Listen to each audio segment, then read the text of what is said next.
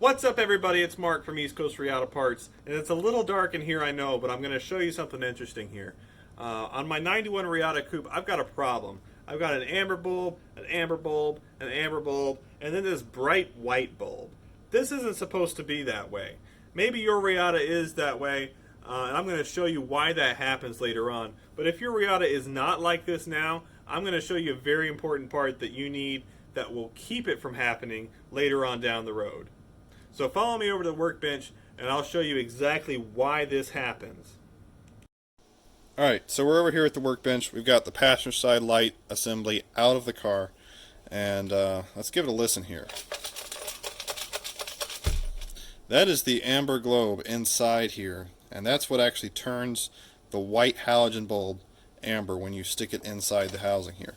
And if you look inside here, you may can see some remnants of it still, or it's pretty well cracked and broken up and obviously not doing its job correctly. So why does that break? I mean, yes, it's glass, it is fragile. There are several different things that can cause it to break just from normal wear and tear. However, the most common thing is the bulb that is used.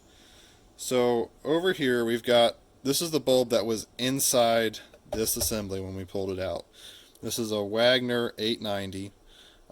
It is considered the correct replacement. If you went to an auto parts store and asked for a 890 bulb, they would give you one that looks like this, which is perfectly acceptable in most cases. However, for these Reatta turn signals, they are not acceptable. So in my right hand here, you'll see these are the GM 890 bulbs. They're a GE product. And just take a look at the difference between the two of them. You'll notice that the GE one on the right is much shorter. It doesn't have that little nib on the top. It's got a nice little rounded top on it. And that is what makes the difference in these bulbs. That little nib, when it's properly put into the light fixture, when it's all installed, that little nib will ride against the glass globe. And halogen bulbs burn very, very hot and very, very bright. So over time, the heat and the vibration and the rubbing will eventually break that glass globe, and it will turn that turn signal white because there's nothing to turn it amber anymore. So if you want to save yourself some future headaches, you can pick up one of these correct 890 bulbs off of our website at eastcoastreattaparts.com or by following the link in the description below. There are 4 total bulbs per car, 1 for each front turn signal and 1 for each front cornering light. So if you want enough spares for 1 Reatta, you'll need 4 total bulbs.